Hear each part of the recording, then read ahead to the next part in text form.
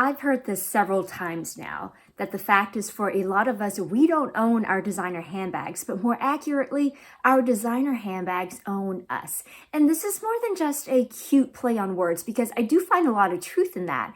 And as much as I want to say that's not true and that I'm above that type of behavior, that I don't let my material possessions own me or have any control over my life, my actions speak otherwise. So in today's video, I want to illustrate this more fully for you. Let's talk about the 3 most expensive bags I have in my collection and my 3 least expensive bags. Let's talk about how I interact with these bags differently, how I feel when I use these bags, and what this means for my collection moving forward.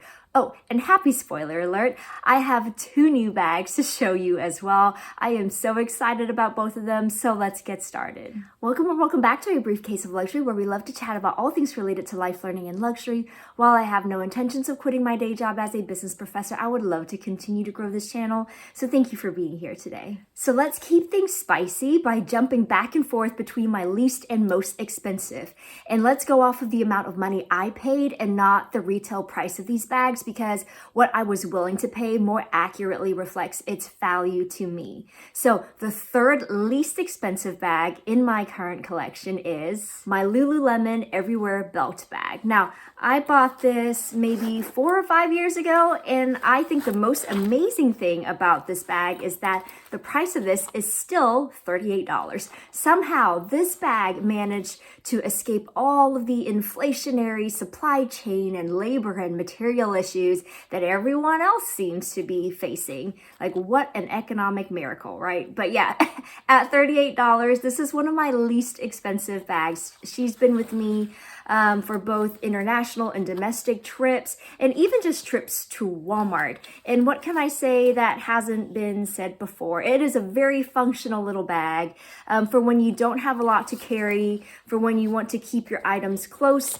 and to keep your hands free. Now, when I use this bag, it just becomes a part of my body. I don't even think twice about her or pay her any mind at all. And she does what she's meant to do, right? And she does it beautifully. Now, it also does help that this bag is in black and in nylon, so she's practically indestructible. And yeah, she is about as worry-free as a bag can get. However, looking back, when I first bought her, I was a little hesitant because she was so trending at that moment. But 5 years later, I still see plenty of people carrying this bag, which just goes to show whether this bag was or is still trending or not, this is still a heck of a usable bag. So, again, very simple construction. Mine has the tonal black hardware on the inside. You do have 3 mesh pockets, so 2 little ones in the front here that are great for holding your chapstick or your hand sani, and then you got a bigger slip pocket in the back,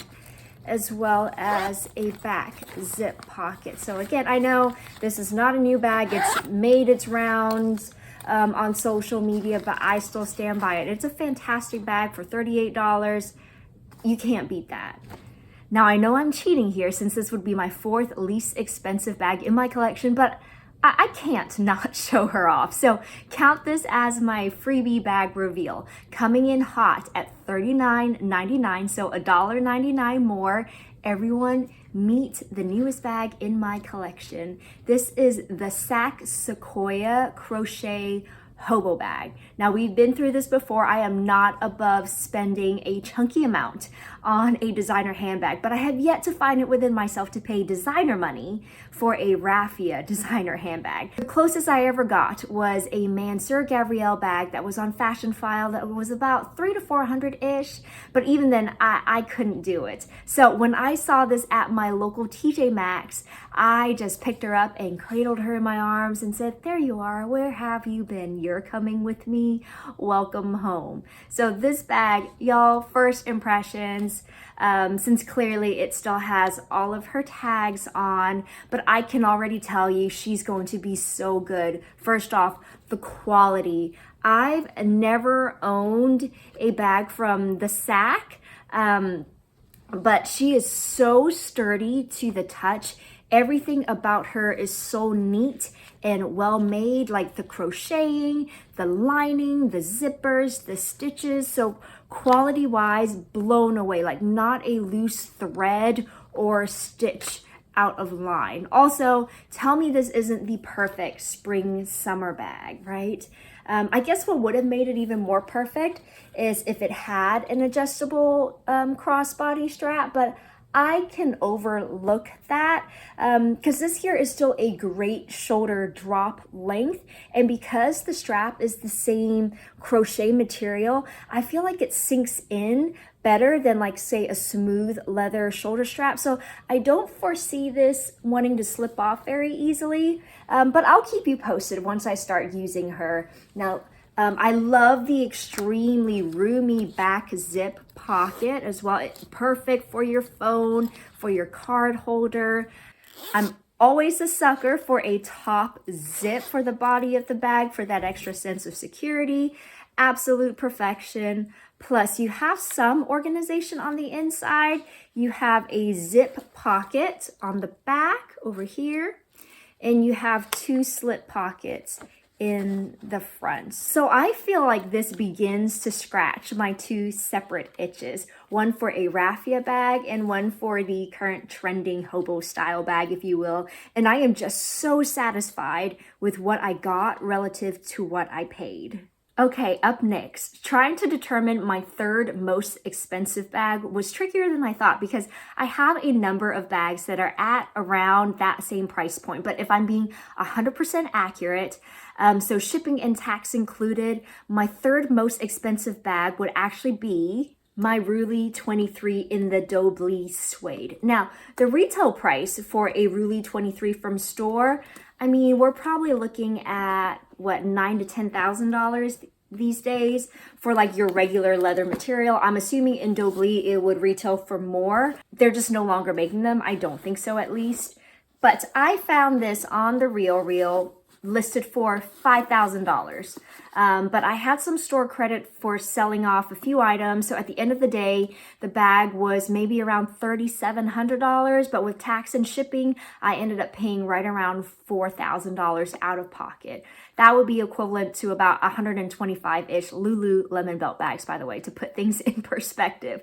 So this is in the color Fauve, which is very much like the gold color from Hermes. It is in this beautiful suede material. It is trimmed with Evercolor leather in Rouge Ache. So Rouge Ache right here. And this is either, I believe, Rose Japour or Sanguine. I've seen it listed both ways. So this bag is in the older Roulis model. So you don't have the little button release for undoing this like T-bar clasp. So the newer one comes with like a little push pin. This instead has a little divot. Can you see that? Has a little divot. So in theory, it's supposed to be easier for you to kind of slide the strap out to turn this from a crossbody to a shoulder and vice versa. In theory, that's how it's supposed to work. Now, I managed to double up the straps, but now I am too afraid to undo it. Plus, it is suede in the back, and so I just don't see myself ever being inclined to wear this as a crossbody bag where it's just kind of constantly rubbing on my hip.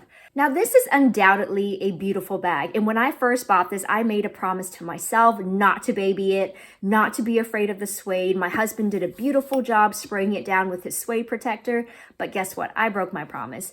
I've barely used this a handful of times since I got it because I can't help but want to baby this bag. I've seen how Dobly can look over time with heavy use, and as much as I want to just Mary Kate Olsen my bags around, I haven't been able to do it. I deeply love looking at this bag. I love the tricolor situation. I love the fact that she's also not only beautiful and unique, but she's actually a very roomy and very stretchy bag. She's very comfortable to wear. She's got a beautiful wide back pocket, and on the inside you do have 2 separate compartments and a bunch of slip pockets. So functionality wise, she's amazing, right? She's also extremely comfortable to wear as a shoulder bag just because of the suede and the Evercolor leather. It just makes it a little bit squishier. So for all of its pros, I can't get over the mental hurdle of wearing her out and about. I'm constantly thinking about where she is relative to my body, relative to any nearby liquids or anything that could possibly leave a mark on the suede. I'm conscious about what I'm wearing on top. And so the amount of brain power that is spent thinking about the bag, the handful of times I actually did wear her out, almost makes me not want to reach for her. And of course, now that we're entering spring, summer, I feel like I have even more of a reason just to leave her on the shelf. It's quite pathetic, really. However, though, I do think I have at least 2 bags that are in that 35 4K range that I have used a lot more, and that would be my Evelyn PM and my Cartier Panthère de Graphique flat bag. Those apparently I don't have an issue with using, so I'm guessing the mental hurdle here has to do with the suede material and not necessarily the price points. All right, up next, let's take a look at my second least expensive bag, and this is when it starts to get really tricky because I have 4 bags that are right at that $25 price point. For instance, my Katie bag, which I bought from Amazon with tax, was for $26.31, and that was when they were running a coupon deal on Amazon. Also from Amazon, my nylon mini tote bag was $25.98, although I had store credit from an Amazon return that I did earlier that week, so this out of pocket was just $10, but I would have gladly paid $25 for this. And then finally, I have these 2 TJ Maxx bags that both retailed for $24.99. So with tax, these would have been like $1 or $2 more. So I know it's not fair to compare these 4 bags to my next most expensive bag, but even if I were to pick any of these 4, which ironically, I bought all of these in the second half of 2024, I've used and abused every single one of these. I love how this Katie bag can pull off being both casual or professional. It just looks like it costs so much more than $25, $26. This is a dupe for one of the Kiana mini totes. And I still wish I had the real one so I can kind of see what the difference is, but this is a fantastic little crossbody mini tote. You have a removable adjustable shoulder strap. I like that the buckle details is a little bit different and unique. I do have a little Dior Mitza tied on here, and on the inside you do have a fully secured zipper top, and then you have a bigger slip pocket in the back and 2 smaller slip pockets in the front. I love that this is actually made of leather, and it's a very squishy leather, and it can kind of pack flat for traveling. That makes it so convenient. So again, fantastic little bag for about $25 from Amazon if you're interested. And same goes for this little nylon tote. Now, don't laugh at what I've done to it. How cute is that? But I'm not someone who's ever going to fully embrace the crazy bag charm trend, but I have mentioned plenty of times my love for a good little detachable pouch, and this was just too perfect not to put on here since I do have a little black kitty cat. And obviously this bag is the complete opposite vibe to the Katie bag, but there's a time and a place for a throw around bag like this as well. And when I'm wearing this combo, I just feel young and carefree, so I get a different type of joy when I'm using this. So again, just a quick close-up. We do have a removable adjustable shoulder strap. What I really liked about this design, that it's not a zipper top closure, it's actually a drawstring closure instead. See that? You have a little toggle here for you to cinch it shut. And not only that, once it's cinched shut, you actually still have some pockets that are along the wall. See that? Along the wall of the bag on the inside. So it's just a nice little hiding spot to slip your phone in, your card holder. Just a fantastic little nylon bag. They used to have it in more colors, and again, I am still keeping my eye out for this version in the white. I think that would be so nice for the summer as well. And then when it comes to both of these TJ Maxx bags, these have both been on domestic trips with me because they are so convenient to pack and carefree to use while having either a flat closure or a top zip. So these are both so user-friendly. This is kind of like a velvet material, but it squishes down into nothing. And it's actually a very, very decent size. and it can be worn as a shoulder bag or a crossbody. Now this is technically more of an east-west Loewe puzzle tote dupe. So I don't think this is even made of real leather. It has a very comfortable shoulder strap drop. It does also have a zip closure to keep your items secured. Pack this down and fold it flat. I guess you can kind of do that right now as well. Again, makes it so easy to pack and just to shove in your carry-on suitcase. Fantastic little bag if you don't want to pay for the Loewe puzzle. And once again, I do have a little clippy pouch so that if I wanted to maybe put some coins in here or hand sani, I can do that as well. Okay, my second most expensive bag is none other than my Birkin 35 in Togo leather in the color raisin with palladium hardware. Oh, and for those of you who have asked in previous videos, this is not a bag charm. It is actually a glove holder from Hermes. It is in swift leather, I believe, in the color Rouge Cellier with rose gold hardware. It's beautiful, but it's absolutely useless, to be honest. I've never once hooked my gloves to the outside of my bag, but it's cute, isn't it? Anyways, I bought this Birkin a number of years ago from Fashion File for around, let's just say, between $8,000 to $9,000. But the Birkin 35 retails for a lot more than that new from store. I think it's probably closer to 13, maybe even 14K these days. Now, I've made countless videos about this bag and my love for it, so I don't want to bore you, but I'm still kind of shocked and I guess proud of myself for using this bag as much as I have.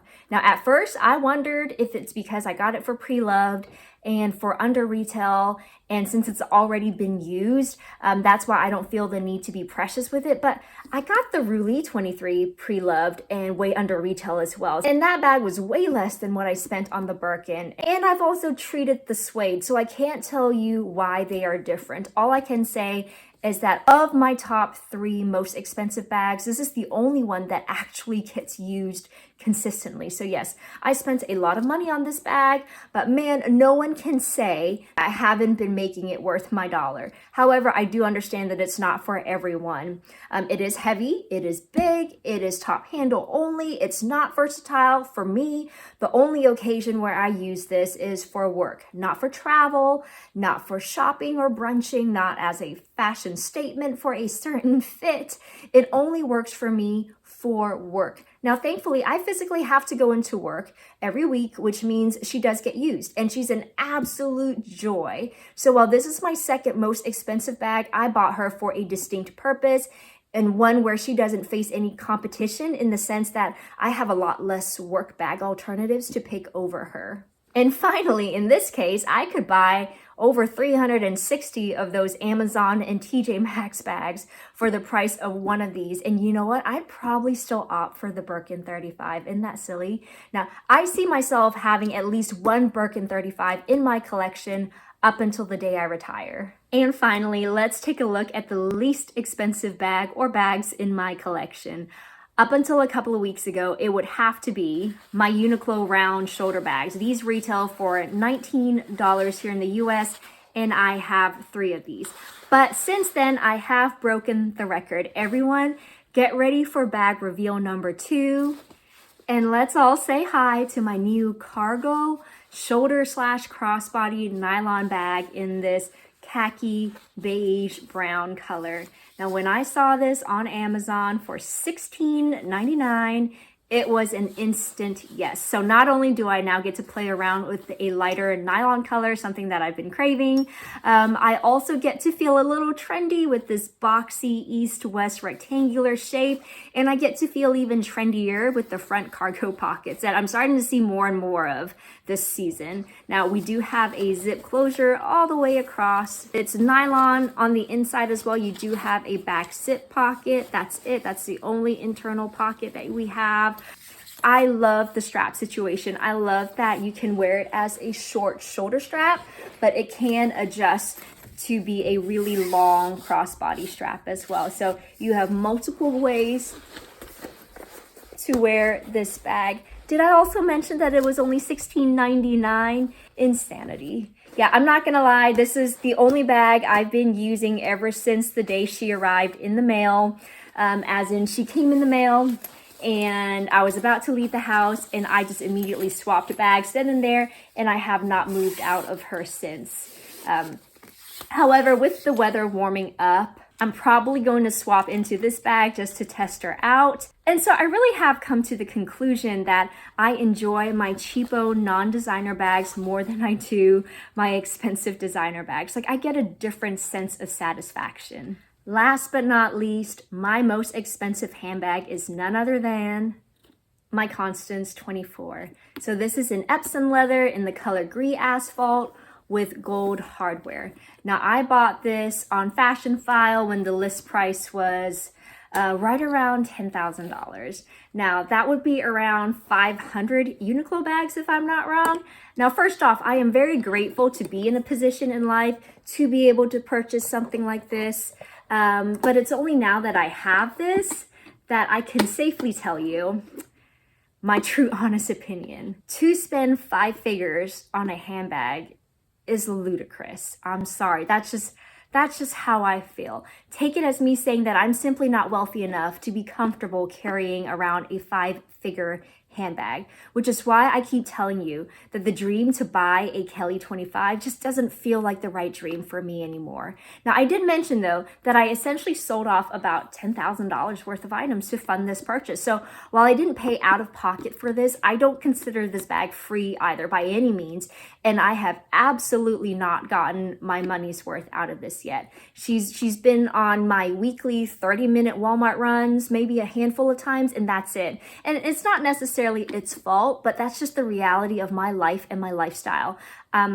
That being said, I'm absolutely not getting rid of her, but you can also say I have no business owning her either. Now, I will have a video coming out really soon where I do share with you what I actually sold to fund this bag, and I'll also share some first impressions of this bag, things that I guess surprised me for better or worse, so be sure to come back for that video.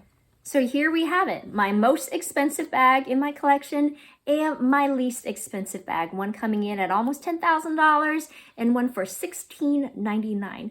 Let me know in the comments what your most and least expensive bags are, which do you prefer to wear and why. Now, if you've made it to the end of this video, thank you for sticking around. And if you enjoyed this video, please don't forget to like, subscribe, and hit that notification bell.